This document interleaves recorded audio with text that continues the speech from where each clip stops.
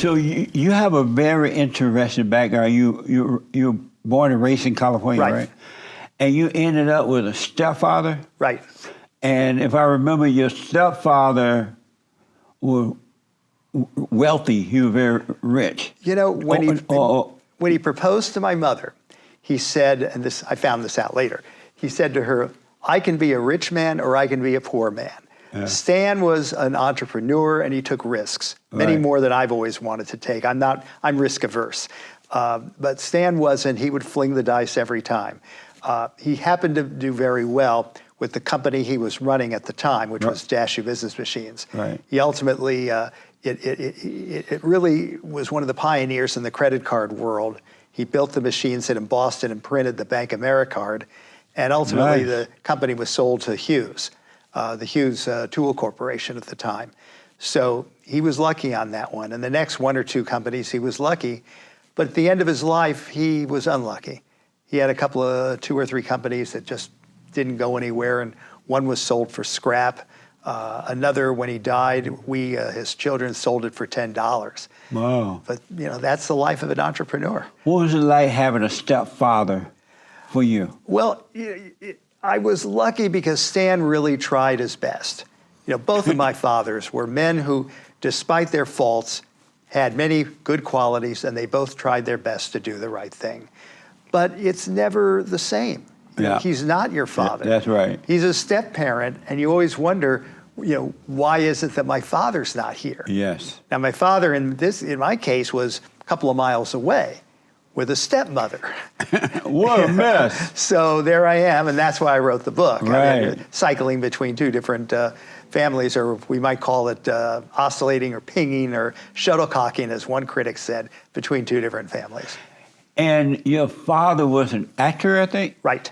And he started out in radio or something? Correct. Tell us about that. Well, he began in New York doing announcing, and he did very well. He appeared in many radio plays. I was told about like 400 or 500. Right. I haven't heard them all by a long shot, but I'm told that was the number. He was, the biggest one, of course, was Philip Marlowe. He played Philip Marlowe on the air. Oh, yeah. And it was wildly successful. When radio began to fade out, he did his best to get into TV and movies, and he did it, but it was hard. Adapting to it was difficult. He never achieved the fame on the screen that he had on the radio, right. Although he did very well. He was working. But it was never like the radio days. And so how were you when your father and mother divorced? I was 9. You were 9 years old? Yeah. And what was that for you when they divorced? How did you feel about that? It's a trauma. Yeah. I think for any kid, it's a trauma. I don't care how old you are. You're right about that. Yeah. 100%. Yeah, I mean, for me, and I do write about this in the book, it was very hurtful, searing pain in many ways. I'm just lucky that, I didn't come out worse than I did.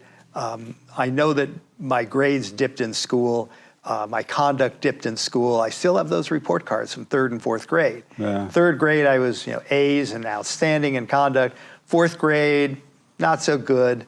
Conduct barely slipping by. Amazing. Yeah. And did you talk to your mother about how you felt about this yearning desire you had for your father? Oh, not as much as I should have. And why not? 9 years old, emotions bottled up, didn't know what to say, didn't know what was happening. The one advice I would ever give to any family is, if there is going to be a divorce, get the kid into therapy. Yeah. And you would go and visit your father? Right, every other weekend. Every other weekend? Right. Really? And it was in Beverly Hills, right? Well, he ended up living in Beverly Hills. Right. When my folks remarried, both of them in 1958.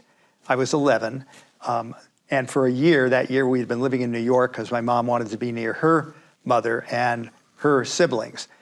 But the man she married, Stan, came from California at the time, so we moved back into Beverly Hills. Right. My father remarried that summer as well, and they moved to Hollywood.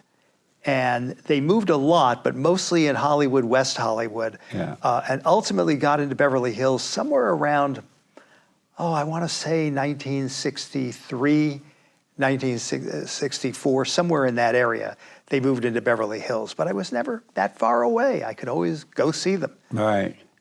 Your mother never tried to keep you away from him? Never. Not at all? Never. And when you would go and stay with him on the weekend, how was that with you, him, and his wife? Well, the wife had 2 children. One was 4 years younger, the other 6 years younger, which at that time was really an age gap, if you will. Right. But we got along. Tommy and Timmy and I got along, and we are still in touch. And the mother, my, could be difficult.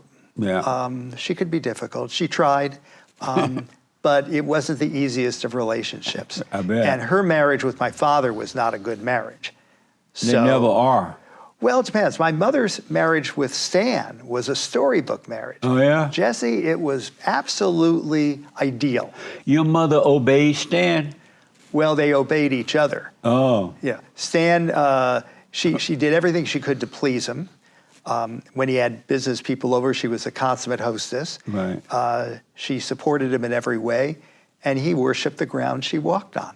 Amazing. Every birthday, every anniversary was a very imaginative present. You know, specially designed jewelry or some experience, a trip, something.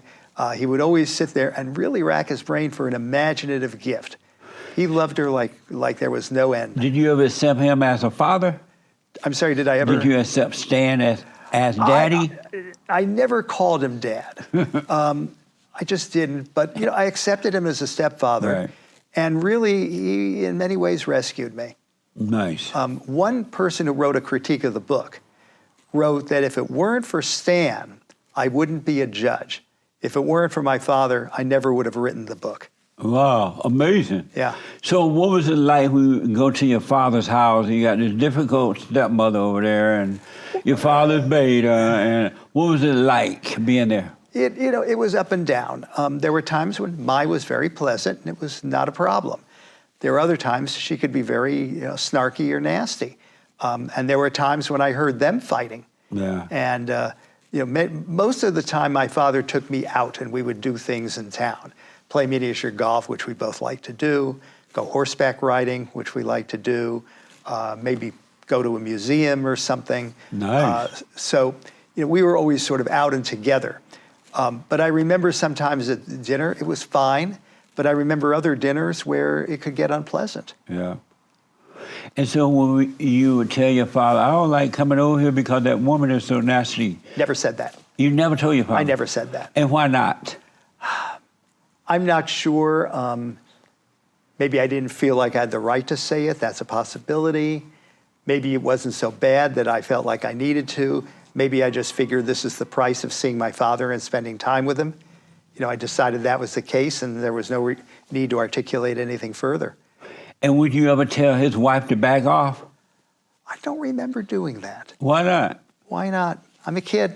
I'm a little kid. I'm 11, 12, 13. I just don't remember that. Maybe I did, but nothing comes to mind.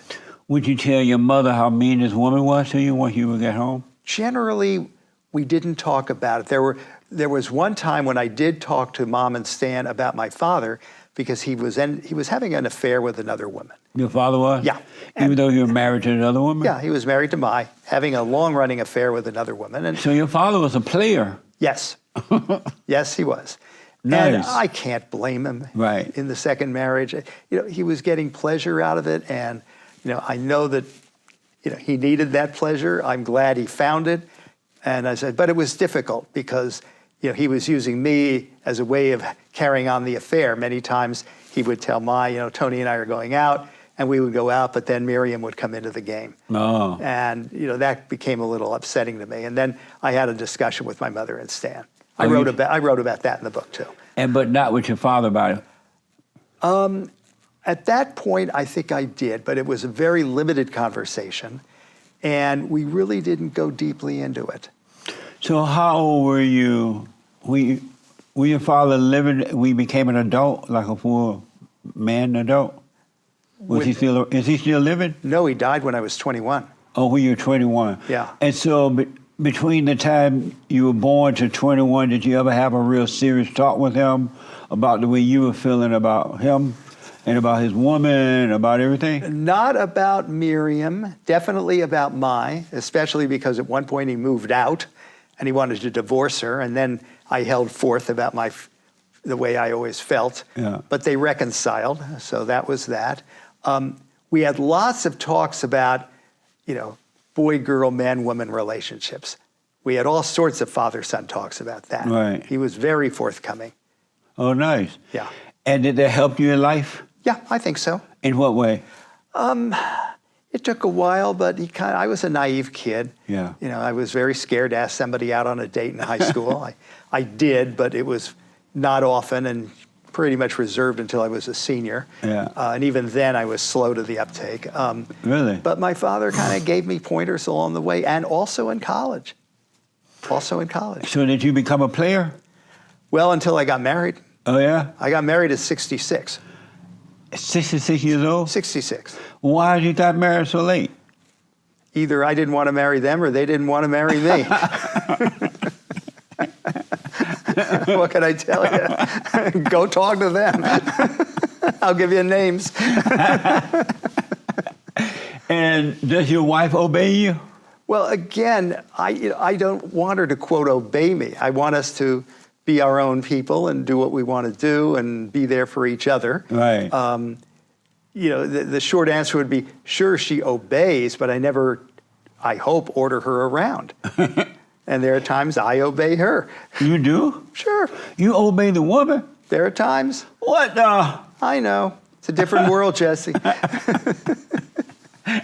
Even the vows of marriage, you don't say cherish and obey anymore. I know. What a mess, huh? Right? It's different, new world. And do you have children? No. Oh, no kids? That I know of, no. Yeah. That you know of. Yeah. And so at 66, you can't make babies? Well, at 66, we figured it was all over. Yeah. We figured if it ever happened, it would happen, but it's way too high an age to start having children. All right. Abraham was 100 and Sarah was 99. Really? Yeah. Okay. More power, too. So do you regret not having children? There are times I do and times I don't. Sure, it would be nice to project your genes into the next generation. Right. It would be nice to have somebody there kind of carrying on your memories. But at the same time, I guess I was a little selfish. I was very involved with my career, right. Very involved with being a lawyer, and more involved with being a judge. And, it was nice not to have to worry about some kid that I had to take care of or, drive to school every morning or, Beverly would have to take care of and feed and, tend to if they got a cold or something like that. So what made you decide to get married at 66? We had been together for over 10 years. Oh, I see. We weren't going anywhere in terms of, I wasn't looking around. She wasn't. Right. And then we also realized that if something happened to me as a judge, she would not have a right to a pension. Oh. And so that came along and we talked about it and said, well, why not get married? It's not going to change anything. Let's just do it. Yeah. So we did it. And we did it on a whim on about 48 hours notice. Wow. Yeah. Well, are you her first husband? Second. Second husband. Yeah. And she already has kids and everything? No children. Really? Yeah. That's amazing. Yeah.